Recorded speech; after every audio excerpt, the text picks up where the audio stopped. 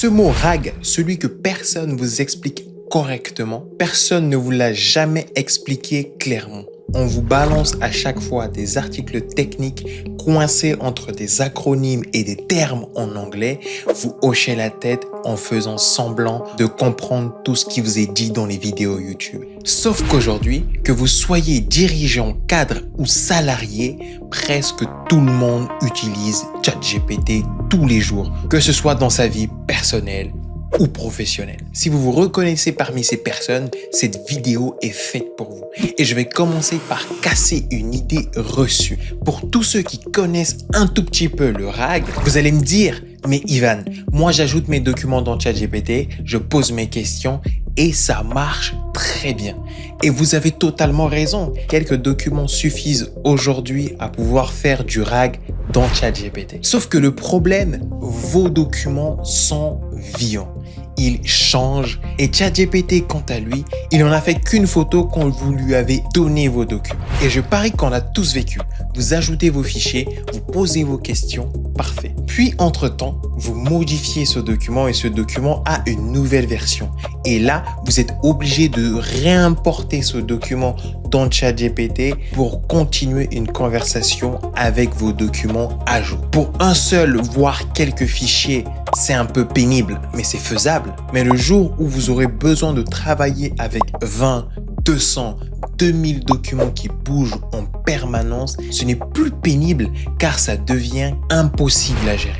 Dans cette vidéo, je vais vous expliquer ce que c'est le RAG avec ses limites et ses avantages. Vous saurez si vous en aurez besoin ou pas et quels sont les outils qui vous permettront d'avoir votre propre système RAG. Et à la fin de cette vidéo, je vais opposer le RAG avec une méthode qui explose en ce moment sur YouTube, le second cerveau avec Obsidian, afin que vous ayez toutes les informations possibles pour faire votre choix. Allez, passons sur mon ordinateur. Tout d'abord, que signifie le RAG ?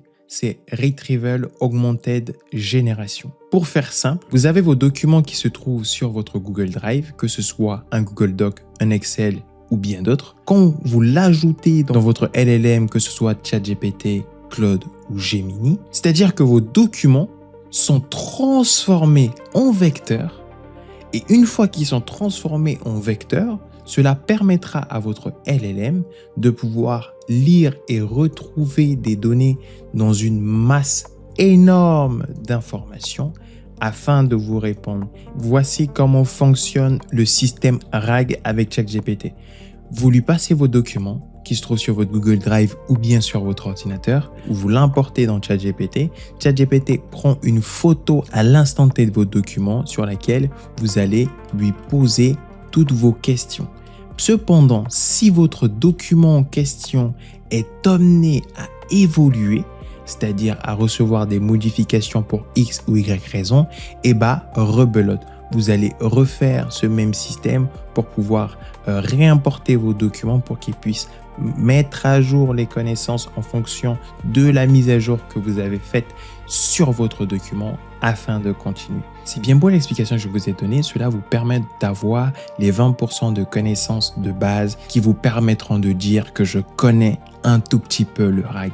Maintenant, rentrons plus en profondeur pour savoir comment fonctionne la transformation de documents en vecteurs. Et cette transformation, elle se présente de cette manière. Pour le RAG, il faut juste savoir qu'il existe deux grandes informations à maîtriser. On a la première information qui est l'indexation, qui est un processus qui est actionné à l'importation de vos documents, et la récupération, qui est tout le processus qui est effectué quand vous posez des questions à votre chatbot. Rentrons tout d'abord sur le process d'indexation. Vos collaborateurs vont travailler sur plusieurs documents.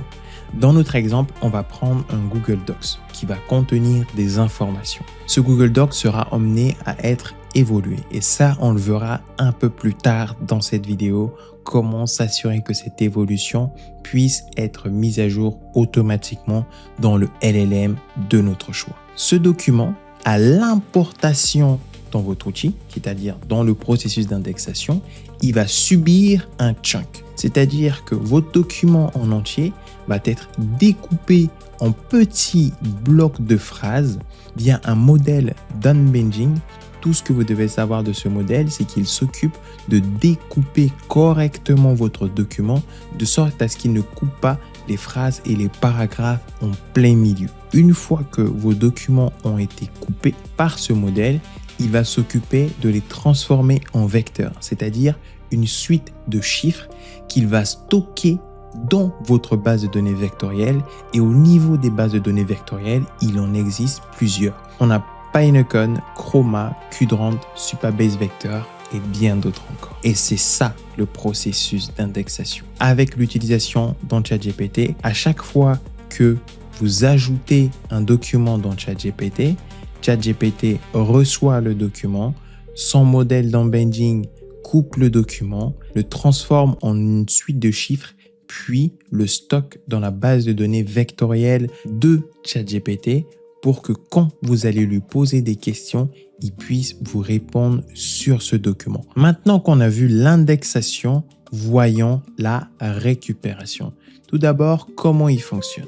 Vous êtes là, vous avez votre base de données vectorielle sur laquelle vous avez tous vos documents. Vous allez poser une question via un prompt au LLM de votre choix, que ce soit ChatGPT, Claude ou bien Gemini. C'est un exemple. Vous allez lui demander quel est le processus de recrutement. Cette question peut subir ce qu'on appelle un enrichissement. En termes techniques, c'est de l'embedding de requêtes. Durant ce processus, on peut demander au LLM de vous poser des questions pour clarifier votre demande.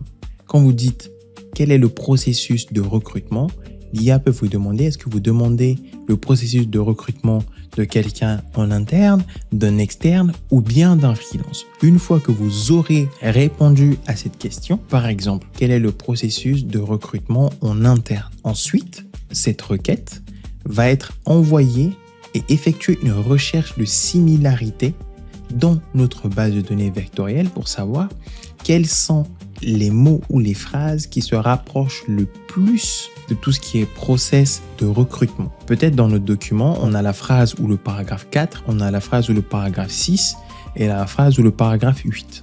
Il va récupérer ces bouts de phrases, puis le prompt que vous avez envoyé et qui a été enrichi entre-temps, il va avoir le contexte, puis votre prompt, ce qui va permettre à votre LLM de vous générer une réponse.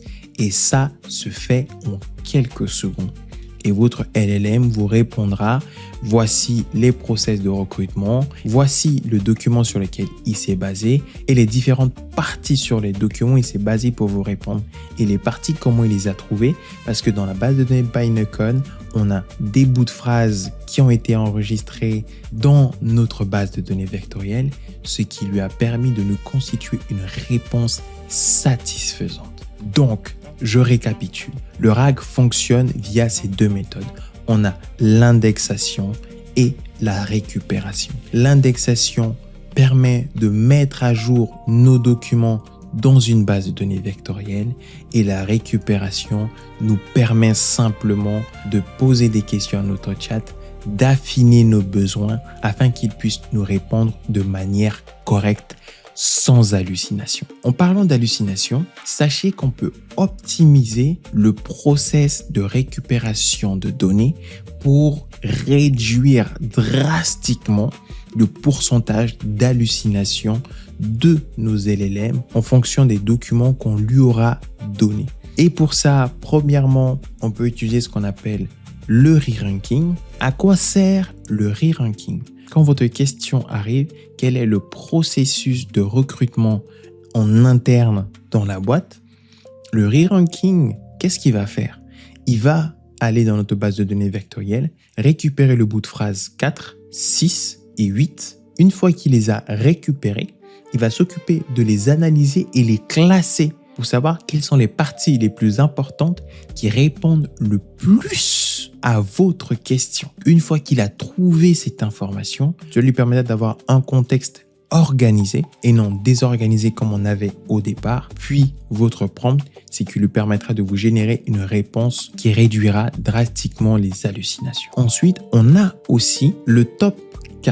Sachez qu'on peut choisir le nombre de bouts de documents qu'il peut aller chercher. Pour notre exemple, par exemple, il est allé chercher 3 documents, la 4, la 6 et la 8. Mais on peut lui dire d'aller chercher beaucoup plus de documents, puis utiliser le re-ranking pour les classer et enfin répondre. Surtout, ne vous abonnez pas, ne likez pas, ne partagez pas cette vidéo de peur que plus de personnes puissent être au courant de toute la valeur délivrée dans cette vidéo. Sachez que la manière de classer les informations importantes rajoute du temps de traitement. Quand vous allez poser la question, le temps qu'il récupère les informations, les classe avant de vous générer une réponse, vous allez attendre un petit bout de temps avant que le chatbot vous réponde. Pendant la récupération, il existe plusieurs petits paramètres à optimiser pour avoir des réponses qui réduisent les hallucinations. Mais les plus importantes dont je vous ai montré, c'est le nombre de bouts de documents à choisir pour répondre et le classement de ces petits bouts de documents pour pouvoir constituer des réponses solides avec nos LLM. Vous allez me dire, mais là, Ivan, dans ton explication, les documents vont que dans un sens. Il n'y a pas d'automatisation pour que tout ce processus d'indexation, c'est-à-dire ce que vous faites à la main, vous ajoutez vos documents à chaque fois dans votre base de données vectorielle pour pouvoir poser des questions à votre LLM pour qu'il puisse vous répondre. Tout se fait à la main. Comment on automatise ça pour que ce soit beaucoup plus simple? Pour automatiser ce processus d'indexation, c'est aussi simple que ça. Vous aurez vos documents qui vont se trouver sur vos environnements respectifs, que ce soit votre ordinateur, Google Drive, Notion ou bien la suite Microsoft. Et pour automatiser la synchronisation, sachez que vous pouviez utiliser N8N ou bien des agents Claude pour automatiser la synchronisation de vos documents via l'indexation, comme on a vu ici, en fonction des différentes modifications que vous allez faire. Et cette synchronisation, on peut l'effectuer de manière périodique, que ce soit par jour, par heure, ou bien de manière hebdomadaire ou bien mensuelle, pour que ces outils puissent s'occuper de lancer automatiquement la mise à jour de nos documents qui ont été modifiés dans nos environnements respectifs dans notre base de données vectorielle, ce qui permettra soit à nos collaborateurs ou bien nos clients de pouvoir discuter avec nos chatbots, que ce soit interne ou externe, pour pouvoir communiquer disponible 24 heures sur 24. La majorité des LLM peuvent monter jusqu'à 1 million de tokens, mais cela ne remplace en aucun cas le RAG. Je vous explique. Tout simplement parce qu'il existe un mythe que le contexte long, c'est-à-dire les 1 million de tokens, vont tuer le RAG. Sauf que ce que les gens oublient, c'est que plus le contexte est long, votre LLM, que ce soit ChatGPT, Claude ou bien Gemini, va juste retenir le début et la fin de votre conversation et tout le milieu de votre conversation, il va presque l'oublier. Raison pour laquelle la plupart des LLM vous recommandent de créer de nouvelles sessions afin d'éviter que votre LLM puisse oublier le centre de votre conversation. Le fait qu'il oublie se traduit tout simplement par le fait de vous répéter maintes et maintes fois dans le chat pour qu'il puisse effectuer certaines actions dont vous avez déjà fait en amont. Par contre, si vos documents se trouvent dans une base de données vectorielle, il est capable, en tant que grand garçon, d'aller chercher les informations comme un grand garçon en fonction des demandes pour pouvoir vous répondre et ne jamais rien oublier. Certes, son contexte, il va se remplir. Une fois que vous aurez nettoyé votre contexte ou bien lancé un autre chat, et votre base de données vectorielle sera toujours connectée à votre LLM et vous pourriez toujours lui poser des questions et il aura déjà la connaissance sur laquelle il pourra vous répondre. Ces derniers temps, on commence à voir sur YouTube des personnes qui utilisent Obsidian comme second cerveau à leur LLM. Mais sachez qu'ils ont des rôles et des utilisations bien différentes. Maintenant, rentrons dans la comparaison entre le RAG et un Markdown Obsidian. Au niveau des critères, on aura le critère d'usage. Le RAG est capable de gérer de gros volumes. Il vous permet d'avoir un support client, des gestions de catalogue ou bien une base juridique sur laquelle il pourra répondre. Parce que sachez qu'en plus d'une base de données vectorielle, vous pouvez connecter vos LLM à vos propres bases de données pour qu'ils puissent effectuer des recherches. Le RAG vous permettra de supporter de gros volumes d'utilisateurs et il citera les sources exactes sur lesquelles il s'est basé pour constituer ses réponses. Au niveau d'Obsidian, votre LLM est obligé à chaque fois d'aller chercher le document, le lire en entier avant de faire une réponse, ce qui augmente la consommation de contexte. Par contre, pour le RAG, il va récupérer des bouts de texte qui répondent à la question, ce qui consomme beaucoup moins de contexte. Cependant, pour une utilisation perso comme second cerveau ou bien comme une base de documents extrêmement vivante qui bouge tout le temps, ça ne pose pas grand problème avec tous les modèles maintenant qui ont comme standard 1 million de tokens. Et il est fait pour des PME, des indépendants et des petites équipes. Au niveau de ce qu'il supporte bien, le passage à l'échelle au niveau des documents, il peut supporter des milliers voire des millions de documents, le RAG. Au niveau des coûts par requête, c'est hyper stable parce qu'il récupère uniquement des bouts de documents dans notre propre base de données pour pouvoir nous répondre. Il est beaucoup plus efficace que le Markdown avec Obsidian qui lui certes bénéficie des fraîcheurs de la source. Cependant, il est obligé à chaque fois de lire tout le document pour pouvoir apporter une réponse. C'est-à-dire si vous avez un document qui est volumineux, il peut consommer par exemple jusqu'à 100 000 tokens uniquement pour lire et après consommer encore d'autres tokens pour vous répondre. Par contre, le RAG, vu que ce document, il n'a pas besoin de le lire en entier, mais juste d'aller chercher des petits bouts pour nous constituer une réponse, on divise par 8, voire même par 10 le nombre de consommation de tokens d'exemples que je viens à peine de vous fournir. Ensuite, au niveau de ce qui ne supporte pas, la réindexation sur des courts intervalles n'est pas adaptée au RAG. Si votre indexation rencontre des problèmes, il y aura un problème au niveau de la mise à jour de vos données. Vos bases de données vectorielles sont protégées aussi par la CNIL comme une base de données normale. Par contre, Obsidian, ce qui ne supporte pas des grands volumes de documents, plus vous lui donnez de documents, plus il va consommer de tokens pour les lire avant de vous répondre. L'IA oublie très vite, car elle atteint très rapidement sa courbe d'oubli. Parce que par exemple, si vous faites une analyse et qu'il est obligé de lire 200 voire 500 pages, il pourra se souvenir uniquement du début et de la fin de votre conversation dans votre chat et vous serez obligé de vous répéter de temps à autre pour qu'il puisse se rappeler de certaines informations. Ensuite, au niveau des avantages pour le RAG, on a une scalabilité illimitée. On peut maîtriser les coûts de consommation en ajustant les paramètres comme je vous ai montré et il est capable d'effectuer des recherches très précises pour apporter des réponses pointilleuses dans des domaines dont la précision est la clé. Ensuite, au niveau des avantages avec Obsidian, il est très rapide et très simple à mettre en place par rapport au RAG. Vos documents sont toujours à jour, à lire vos documents. Il est lisible et éditable à la main car chaque édition, votre LLM relira le document pour pouvoir avoir un contexte à jour. Au niveau des inconvénients pour le RAG, c'est un système technique à construire et à maintenir, c'est-à-dire le découpage, l'embedding qui représente l'enrichissement, le re-ranking. C'est tous des méthodes qui ont besoin des connaissances précises dans le domaine afin de pouvoir optimiser les bons paramètres pour avoir de très bons résultats. Il y a un risque de perte de contexte au découpage.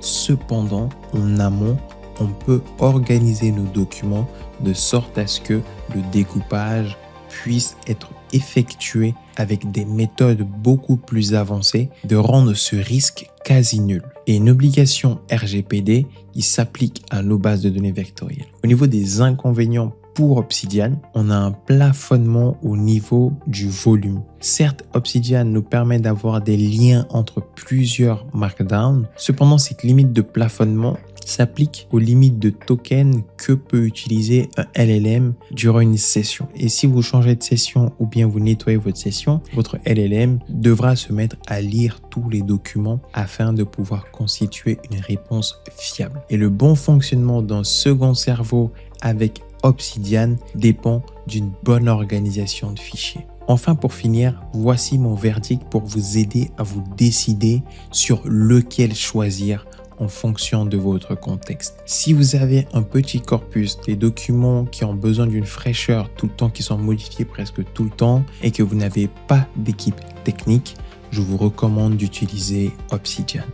Si vous gérez de gros volumes de documents avec beaucoup d'utilisateurs dont par exemple vous voulez un chat interne pour vos collaborateurs, un chatbot externe que vous pouvez connecter à votre site pour que vos clients puissent poser des questions et que ce chatbot puisse faire office de FAQ, mais pas que, il peut faire aussi d'autres choses. Et en plus, vous avez besoin de traçabilité, le RAG est fait pour vous. Maintenant, pour les plus malins, vous pouvez commencer par du Markdown avec Obsidian pour un début afin de vous faire la main et basculer au RAG uniquement quand vous atteignez la limite avec Obsidian, puisqu'une étude de Google dit dans 63% des cas, les deux donnent à peu près la même réponse. Et Anthropic de son côté dit que le RAG est utile au-delà d'environ 500 pages pour vos documents.